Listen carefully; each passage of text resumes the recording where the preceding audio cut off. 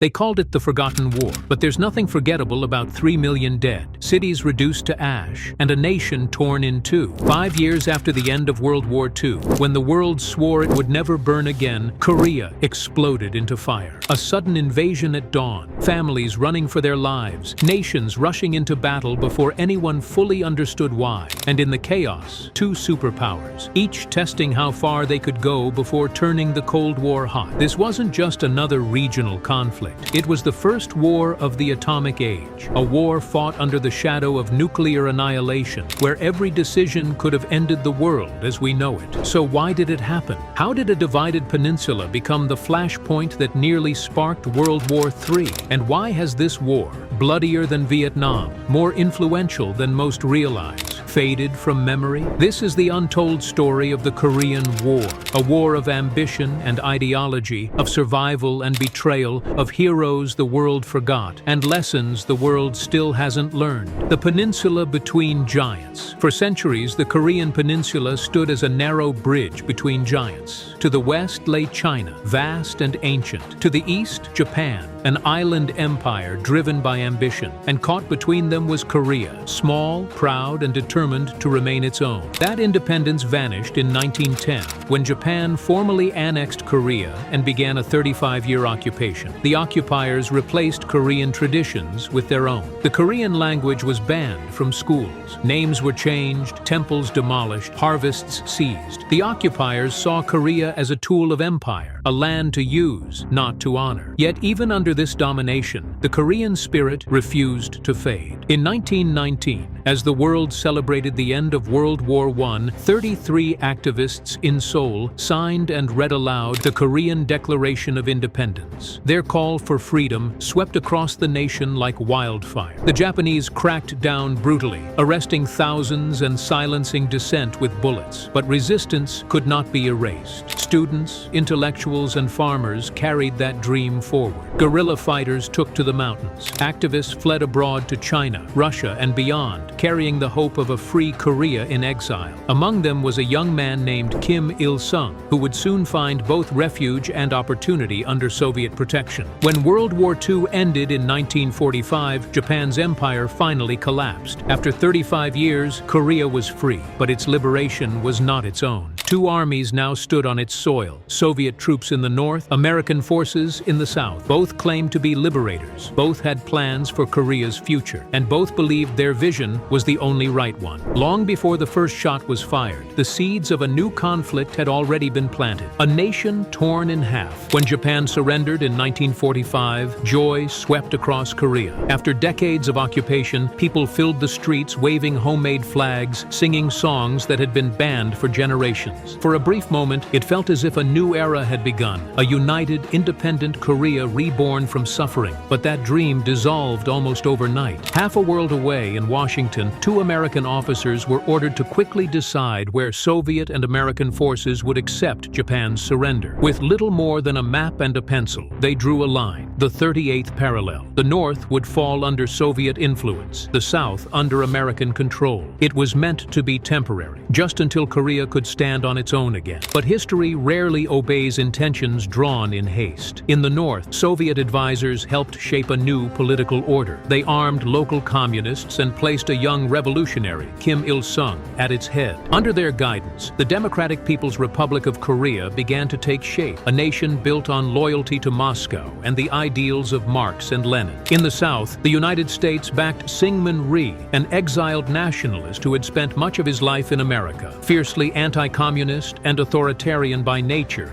Rhee saw himself as the only man capable of holding Korea together. The Americans, wary of Soviet expansion, agreed. By 1948, two separate governments had emerged, each claiming to be the one true Korea, the Democratic People's Republic in the north and the Republic of Korea in the south. Each had its own flag, army, and vision for the nation's future, and neither accepted the other's right to exist. Clashes erupted along the 38th parallel. Border villages were burned. Families were torn apart as people fled in both directions, unsure which side was safer. Skirmishes turned into firefights. Firefights became battles. The line that divided the peninsula hardened, not just just into a border, but into a scar. By 1950, that scar was ready to burst open. Both leaders, Kim Il-sung and Syngman Rhee, dreamed of unifying the country under their own rule. Each waited for the right moment, and one of them was about to strike first. The war begins. At dawn on June 25, 1950, the quiet hills along the 38th parallel erupted in fire. Without warning, the North Korean People's Army launched a full-scale invasion of the South. Soviet-built T-34 tanks thundered across the border, crushing through lightly armed South Korean defenses. By sunrise, villages were burning. Entire units of the Republic of Korea Army were in retreat. Communication broke down, panic spread, and within 3 days, the capital, Seoul, was lost. Bridges over the Han River were destroyed to slow the northern advance, but the demolition came too early, trapping thousands of civilians and soldiers on the wrong side. Many drowned trying to swim across. Others were captured or killed. The fall of Seoul sent shockwaves through the world. In Washington, President Harry Truman saw more than a regional conflict. He saw the opening move of a much larger struggle, the first test of will between the West and the communist bloc. He feared that if Korea fell, so might Japan, Taiwan, and eventually all of Asia. Under his orders, the United States turned to the newly formed United Nations. A resolution was passed to repel the invasion and defend South Korea. The Soviet Union could have vetoed it, but its representatives were boycotting the Security Council in protest over the UN's refusal to recognize Communist China. That absence would change the course of history. Soon, soldiers from 16 nations, Americans, British, Australians, Canadians, Turks, and others, were on their way to a peninsula few could even locate on a map. But the North Korean advance was unstoppable. Within weeks, nearly all of South Korea had fallen. By August, what remained of the South Korean army and its new allies were trapped behind a shrinking defensive line around the southern port city of Pusan. It was the last stronghold, a desperate lifeline clinging to the sea. Supplies, reinforcements, and the fate of the entire war funneled into that single corner of the peninsula. If Pusan fell, Korea would be lost, and with it, the fragile balance of the post-war world.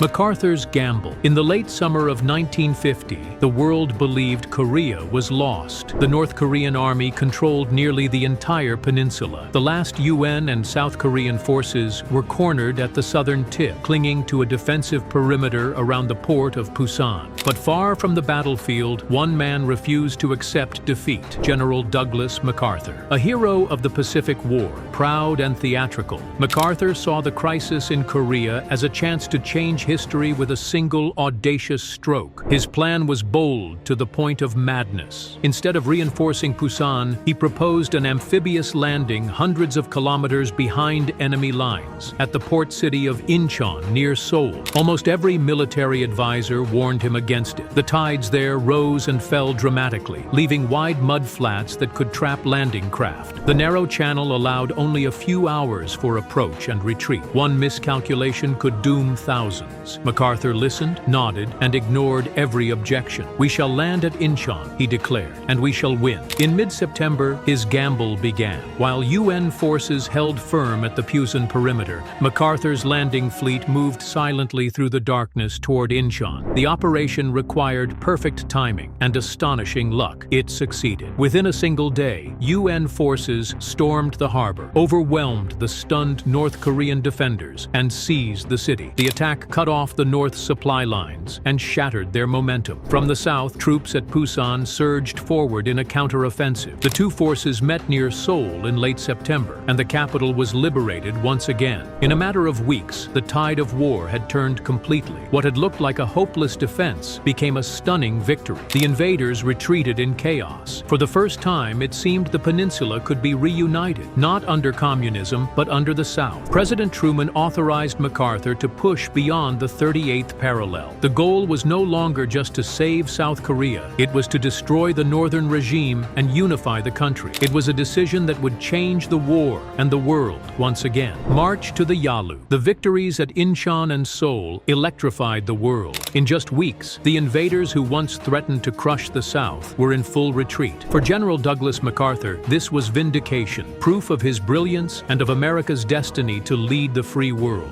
He was no longer satisfied with saving South Korea. Now, he wanted total victory. The United Nations command received orders to pursue the North Korean army beyond the 38th parallel, the line that had divided the peninsula since 1945. The goal was nothing less than reunification, a single democratic Korea under Southern rule. But there were warnings. From Beijing came quiet messages through neutral diplomats. Do not approach the Yalu River, the border between Korea and China. Cross that line and China would be forced to act. MacArthur dismissed the threat. He believed China was too weak, too divided, too exhausted from its own civil war to intervene. In October 1950, UN forces advanced north. Pyongyang, the North Korean capital, fell within days. Columns of American, British, and South Korean troops pushed deeper into the mountains, convinced the war would be over by Christmas. But as the soldiers moved northward, their confidence began to fade. The terrain grew harsher. Cold winds swept down from Manchuria, and supply lines stretched thin.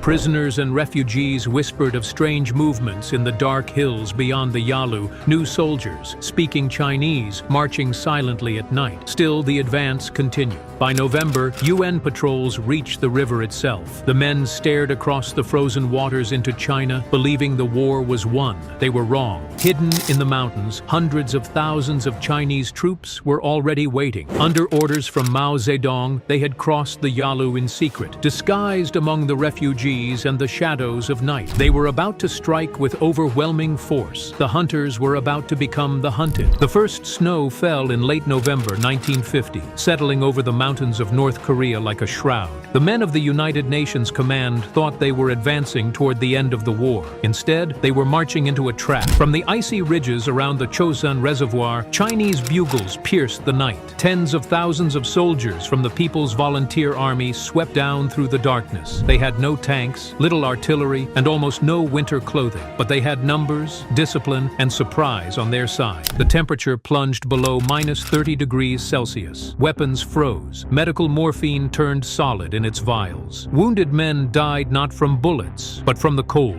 Entire American and South Korean units were cut off. At Chosin, a force of about 15,000 U.S. Marines and soldiers found themselves surrounded by more than 10 times their number. They fought through the snow and the night, carving a path southward while carrying their dead and wounded on makeshift sleds. Every valley they crossed was an ambush, every hill a graveyard. Outnumbered but unbroken, the Marines refused to surrender. Their commander's grim joke became legend. "We're not retreating," he said. "We're just advancing in another direction." By mid-December, what remained of the UN forces was in full withdrawal. Seoul was abandoned once again, its people fleeing south for the second time in 6 months. Columns of frozen soldiers trudged toward the coast, their faces wrapped in frost and exhaustion. At Hungnam, the remnants of the army were evacuated by sea, along with nearly 100,000 refugees desperate to escape the oncoming Chinese. The victory that had seemed certain only weeks before had turned into disaster. The war that began as a local struggle for the peninsula had now drawn in the world's two largest powers, and the dream of a united Korea vanished in the frozen mountains of the north. The new year of 1951 began under a heavy silence. The once confident United Nations Army was in retreat. The Chinese advance seemed unstoppable, and the map of Korea had been redrawn yet again.